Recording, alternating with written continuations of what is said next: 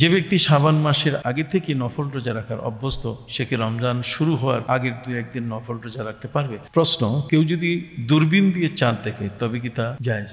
যদি এমন হয় যে আমি চাঁদ দেখলাম কিন্তু আমার সাক্ষ্য সরকার গ্রহণ করলো না, এমত অবস্থায় কি করব? কি অবস্থায় কাদের উপর সিয়াম ফরজ নয়? কাদের উপরে সিয়াম পালন ফরজ?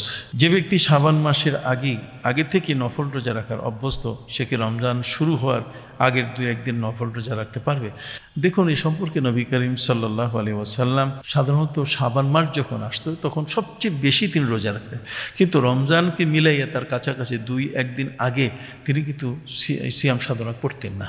তার কারণ হচ্ছে এই যে যাতে করে এটা রোজার সাথে মিশে না যায়। তবে হ্যাঁ, শাবান মাস হচ্ছে রোজার প্রস্তুতির মাস, এবং রোজার প্রস্তুতির মাস হিসেবে সেখানে একজন রোজাদার ব্যক্তি নবী করিম সাল্লাল্লাহু আলাইহি ওয়াসাল্লামের সেই সুন্নাহ আমল করে বেশি পরিমাণ রোজা তিনি রাখতে পারবেন, এতে কোনো সন্দেহ নেই। তবে 2-1 দিন আগে তার অভ্যাসকে তিনি ঠিক রাখতে গিয়ে করবেন, তাহলে একসাথে মিলে যাবে, এটা কখনো উচিত হবে না। প্রশ্ন: কেউ যদি দূরবীন দিয়ে চাঁদ দেখে তবে কি তা জায়েজ? দূরবীনের এখানে কোনো গুরুত্ব নেই, অর্থাৎ খোলা চোখে দেখতে হবে। আপনি জানেন যে আপনি আপনার ঘরের ছাদে উঠে যদি আপনি খোলা চোখে চাঁদ দেখেন তাহলেই সেটা গ্রহণযোগ্য হবে। কিন্তু একজন ব্যক্তি এমন একটি জায়গায় সে উঠেছে, যেমন সে আকাশে প্লেনে আছে, প্লেন থেকে চাঁদ দেখতেছে এবং সেখান থেকে সে খবর দিচ্ছে। এখন তো আপনারা জানেন অত্যাধুনিক প্লেন আকাশে উঠছে এবং সেখানে ওয়াইফাইয়ের মাধ্যমে আত্মীয় স্বজনের খবর তারা নিতে পারছে। আকাশে উড়ন্ত একটি প্লেনে যে যাত্রীগুলো, তারা যদি চাঁদ দেখে, তাদের কথায় বা তারা যত বড় মুত্তাকি হোক, পরহেজগার হোক, তাদের কথায় কিন্তু যারা স্থলভাগে আছে, তাদের আত্মীয় স্বজন বা দেশে আছে, তাদের উপর রোজা হবে না, রোজা ফরজ হবে না। রোজা ফরজ হতে গেলে তার লোকাল এলাকা, তার মানে যেখানে উনি বাস করছেন সেই এলাকা থেকেই তাকে চাঁদ দেখতে হবে। হ্যাঁ, যদি কোনো ব্যক্তি ওই এলাকার সবচেয়ে বড় পাহাড়ের উঁচুতে উঠে যদি চাঁদ দেখে, তাও কিন্তু হবে না। লোকাল বলতে গেলে একটা লোকালের স্ট্যান্ডার্ড, যে জায়গাটিতে সাধারণত মানুষ চলাফেরা করে। হ্যাঁ, যেমন আপনি বলতে পারেন আমাদের দেশের মধ্যে কিন্তু 10তলা 20তলা বিল্ডিং আছে, আমাদের দেশে কিন্তু তার চেয়েও আরও উঁচু বিল্ডিং আছে। হ্যাঁ, এই সমস্ত বিল্ডিংয়ে উঠে যদি কোনো ব্যক্তি চাঁদ দেখতে পায় তাহলে এটা গ্রহণযোগ্য হবে।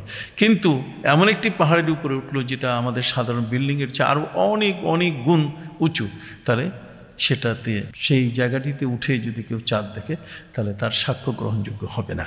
যদি এমন হয় যে আমি চাঁদ দেখলাম কিন্তু আমার সাক্ষ্য সরকার গ্রহণ করলো না, এমতো অবস্থায় কি করব? হ্যাঁ, এমতো অবস্থায় সরকার তো কয়েকটি বিষয়ের দায়িত্বশীল।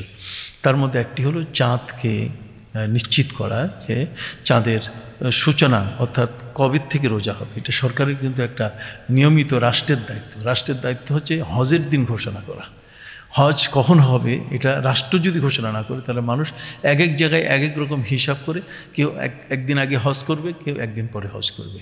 তো চাঁদের ক্ষেত্রেও কিন্তু আমাদের উচিত হবে যে এখানে যে তার মাতলা, যেখানে চাঁদের উদয়নটা স্থির হয়ে আছে, আর চাঁদের উদয়ন স্থির হতে গেলে প্রায় 400 মাইলের এই এরিয়ার মধ্যে, বেষ্টনীর মধ্যে যদি সাধারণত চাঁদ দেখা যায়, এর ভিতরে কেউ চাঁদ দেখলে সেটা গ্রহণযোগ্য হবে। এবং একজন ব্যক্তি যদি দেখেন যে তিনি চাঁদ দেখেছেন কিন্তু অন্য আর কেউ দেখেনি, তাহলে একজনের সাক্ষ্যতে কিন্তু যেহেতু চাঁদ রোজা রাখা হবে না, কাজে উনিও ওই দিন বিরত থাকবেন। কাদের উপরে সিয়াম পালন ফরজ? আমরা আগেই বলেছি যে রোজা রাখার যে ফরজ ব্যাপারটা সেটা হচ্ছে সাবালক ব্যক্তির উপরে, সুস্থ এবং সাবালক ব্যক্তির উপরে। তবে হ্যাঁ, যদি কোনো গর্ভবতী নারী তিনি যদি মনে করেন আমি রোজা রাখবো, তাতেও বাধা নেই।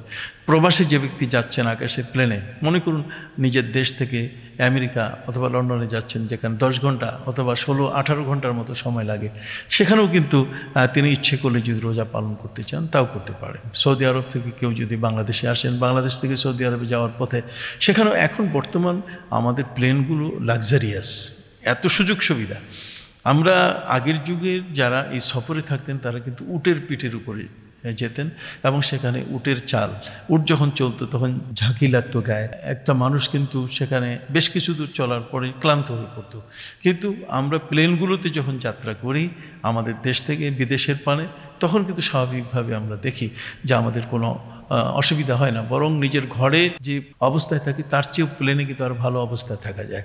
কাজে আমার মনে হয় যে এই প্রবাসের অজুহাত দিয়ে এমন ব্যক্তিদের রোজার মতো ফরজটি এটা তরক করা কখনোই উচিত হবে না। কি অবস্থায় কাদের উপর সিয়াম ফরজ নয়? যদি গর্ভবতী মা হন, তিনি ঝুঁকি মনে করছেন তার বাচ্চা ক্ষতিগ্রস্ত হবে, অথবা ঠিক অনুরূপভাবে এমন একজন ব্যক্তি তিনি হয়তো অসুস্থ, ডাক্তার তাকে বলছে যে তার রোজা রাখলে তিনি ক্ষতিগ্রস্ত হবেন, অথবা কোনো ব্যক্তি নিজেই কঠিনভাবে অনুমান করছেন যে আমি যদি রোজা রাখি তাহলে আমি হয়তোবা মারা যাব, অথবা আমি কঠিনভাবে অসুস্থ হব, এই ধরনের যদি নিশ্চিত কোনো কারণ তৈরি হয় তাহলে সেখানে, আর অসুস্থতার ব্যাপারে তো ডাক্তারের নির্দেশনা আছেই, ডাক্তার যদি বলেন যে না এটা কোনোভাবে চিকিৎসক হতে হবে এমন যে যিনি হাজেক শব্দের অর্থ হচ্ছে অত্যন্ত পারদর্শী এবং অভিজ্ঞ, এমন ডাক্তার যদি পরামর্শ দেন তাহলে কিন্তু এমন ব্যক্তির উপরে রোজা ফরজ হবে না।